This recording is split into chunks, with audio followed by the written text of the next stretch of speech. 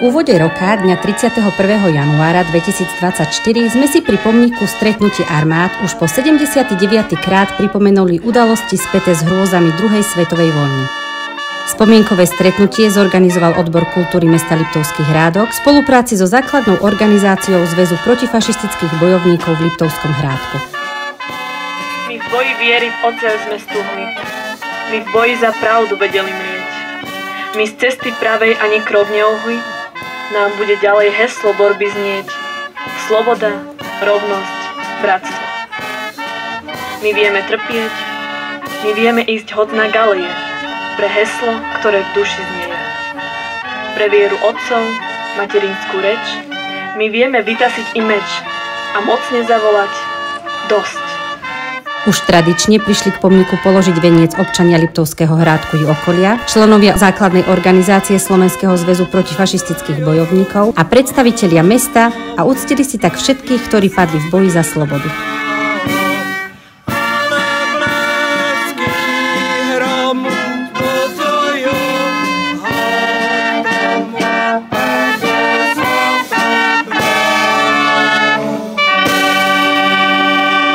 Pre mesto Liptovský Hrádok, deň 31. január 1945, deň oslobodenia. Nikdy nemožno z histórie mesta tento dôležitý dátum vymazať, lebo v to historické ráno, po rokoch útlaku, svitol aj nad Hrádkom deň slobody. Od toho pamätného dátumu uplynulo už 79 rokov.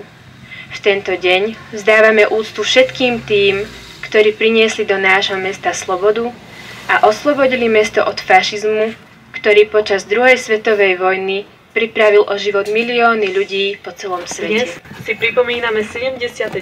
výročie oslobodenia Liptovského Hrádku, preto mi dovoľte privítať medzi nami primátora mesta Liptovský Hrádok, pána Branislava Tregera. Tento pamätník sa nazýva Stretnutie armád. On určite viete, kde bol umiestnený. On bol umiestnený tam, kde je dneska Slovna, benzínová pumpa. A práve na tom mieste sa stretli armády, ktoré oslobodzovali Liptovský Hrádok.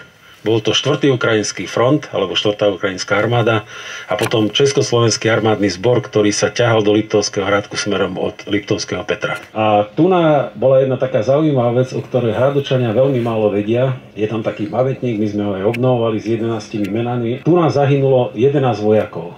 11 vojakov, ktorí položili životy za to, aby tento most ostal stáť na pilieroch a aby sa armáda mohla presunúť na Liptovský Hrádok.